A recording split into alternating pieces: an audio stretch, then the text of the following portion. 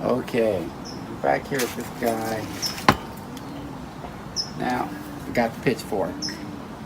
You're gonna have compost pile, you're gonna be turning it, you need a pitchfork. Shovel just doesn't really do it. Spade doesn't do it, you need a pitchfork.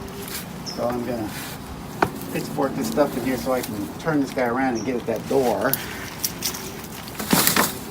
This has been, this top layer here that I'm pulling out right now is, at most a month, maybe a little more than a month old. But this pile here, contained, has been here for probably close to a year, maybe more.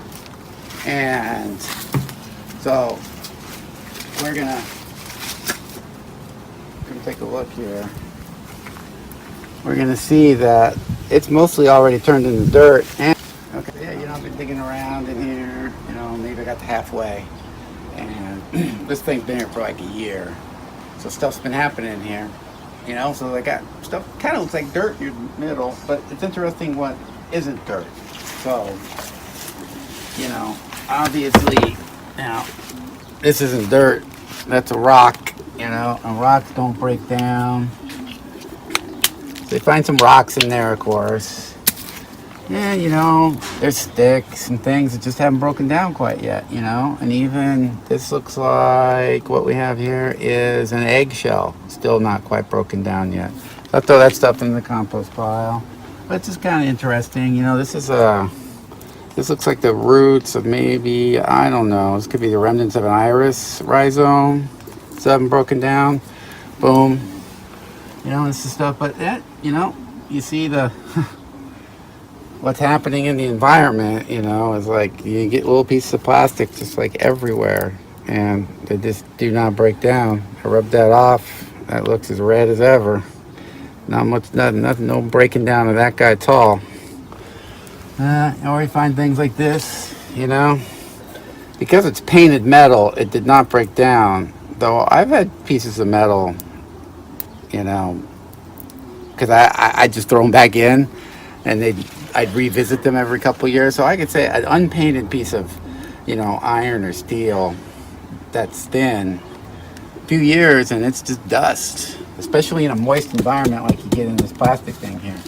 So, it's pretty interesting to dig around in here. And, centipedes might get you, okay? I'll give you that. That might attack you. And then, in the edges here at the very early before you got digging, potentially there's a spider or something.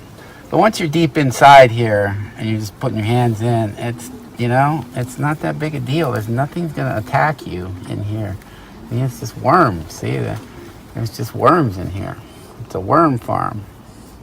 And, I think it's interesting to see, things like pine needles and stuff will not just take like 2 cycles, because I obviously didn't turn this. It's just sat here for a year, and it's gotten rained on, and because I took the top off, and it's pretty moist in here, so it slowed things down a bit, but still, you learn a lot about how things persist in the environment by doing the composting thing. I think, what's that? That's a piece of plastic right there. That's what that is. Heck, what is that? Is that one of those fruit? Yep. I mean, these stickers are amazing. These fruit stickers, it's amazing. They do not break down at all. They will go through cycle after cycle and look perfect. And then I just, I have to throw them in the trash. But at some point, there's no place for it to go.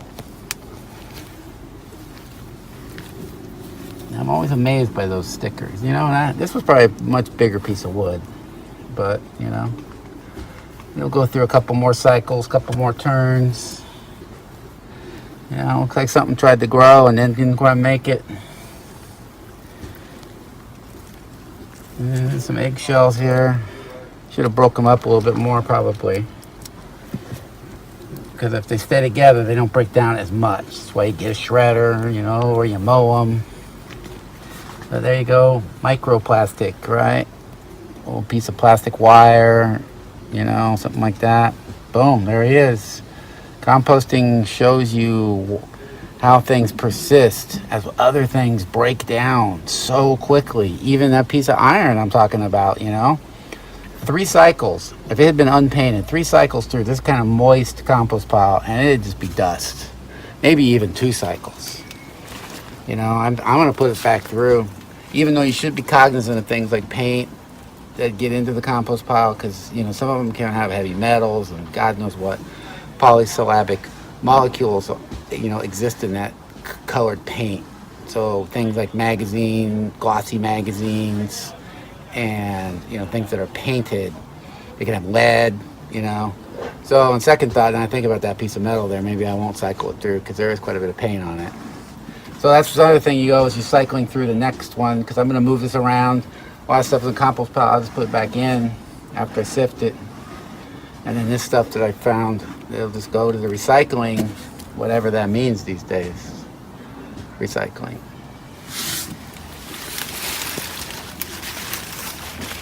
Where is my milk carton? I'm going to have to sift, I think.